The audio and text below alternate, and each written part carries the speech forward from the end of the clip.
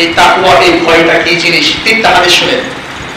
সহিহ বুখারী 20 নম্বর হাদিস, রাসূলুল্লাহ সাল্লাল্লাহু আলাইহি ওয়াসাল্লাম বলেছেন, ইন্না আতকাকুম ওয়া আখশাকুম আনা, নিশ্চয়ই তোমাদের মধ্যে সবচাইতে বেশি আমি নবী আল্লাহকে ভয় করি।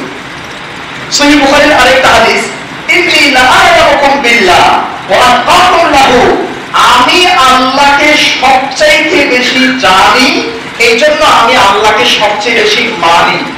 আমি আল্লাহকে সবচেয়ে বেশি চিনি, এই জন্য আমি আল্লাহকে সবচেয়ে বেশি মানি। তার মানে যে যত আল্লাহকে জানবে সে তত বেশি আল্লাহকে মানতে পারবে। বুখারী মুসলিম মিশকাত 145 নম্বর হাদিস, রাসূলুল্লাহ সাল্লাল্লাহু আলাইহি ওয়াসাল্লাম বলেন, ওয়াল্লাহি, আল্লাহর কসম, ইন্নী লা আখশাকুম লিল্লাহি ওয়া আতকাকুম লাহু, আমি নবী আল্লাহকে সবচাইতে বেশি ভয় পাই। কারণ কি? আমি আমার আল্লাহকে সবচেয়ে বেশি জানি, চিনি, দেখেছি। আমি আমার আল্লাহকে ইলমের মাধ্যমে, জ্ঞানের মাধ্যমে, আল্লাহর অশেষ কৃপায়, আল্লাহর অনেক নিদর্শনের মাধ্যমে আমি আমার আল্লাহকে সবচেয়ে বেশি চিনতে পেরেছি। এই জন্য আমি আমার আল্লাহকে সবচেয়ে বেশি ভয় করতে পারি। রমজান মাসের 4 নম্বর শিক্ষা তাকওয়া, বেশি বেশি ভয় করা। কেন ভয় করা জানেন? ভয় করলে কি হবে?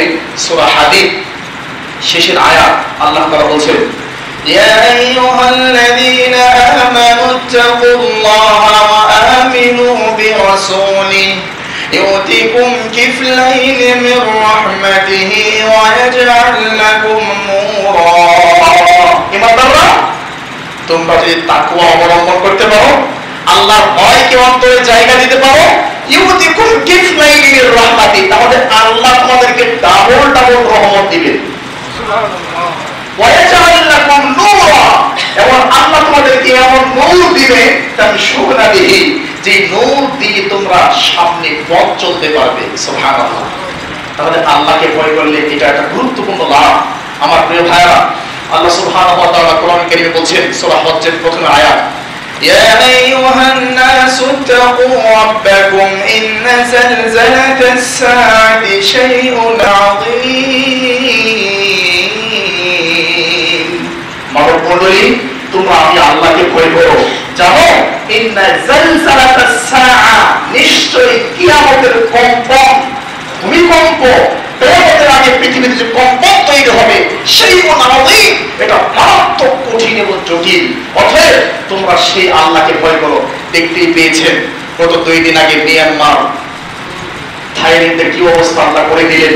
সুতরাং আমরা যদি পাপ থেকে বাঁচতে পারি, পাপ থেকে যদি বাঁচতে না পারি, তাহলে আমাদের জন্য আল্লাহ হয়তো শাস্তি অপেক্ষা করছে। কারণ আমরা কয়েকদিন আগে একটা প্রতিবেদন দেখলাম, আল্লাহ ক্ষমা করুন, আল্লাহুম্মা আমিন, প্রতি 100 বছর পর পর এই বাংলাদেশের একটা বড় ধরনের ভূমিকম্প হয়। তার কয়েকবার হয়েছে, আর এখন যেটা, এটা 104 থেকে 5 বছর পার হয়ে গেছে। মানে 2018 বা 20 সালে একটা বড় ধরনের ভূমিকম্প হওয়ার কথা ছিল, সেটা না হয়ে এখন 25 সাল, মানে 100 বছর পার হয়ে গেছে এবং পরিবেশ তৈরি হয়ে আছে। আল্লাহ যদি আমাদেরকে না বাঁচান, কালকের খবর আমরা দেখলাম, আল্লাহু আকবার, বাংলাদেশের ঢাকা শহরে প্রায় 21 লক্ষ বিল্ডিং আছে। তার মধ্যে 15 লক্ষ বিল্ডিং ছোট ছোট, একতলা দুইতলা এরকম, আর 6 লক্ষ বিল্ডিং বড় বড় হাইরাইজ বিল্ডিং।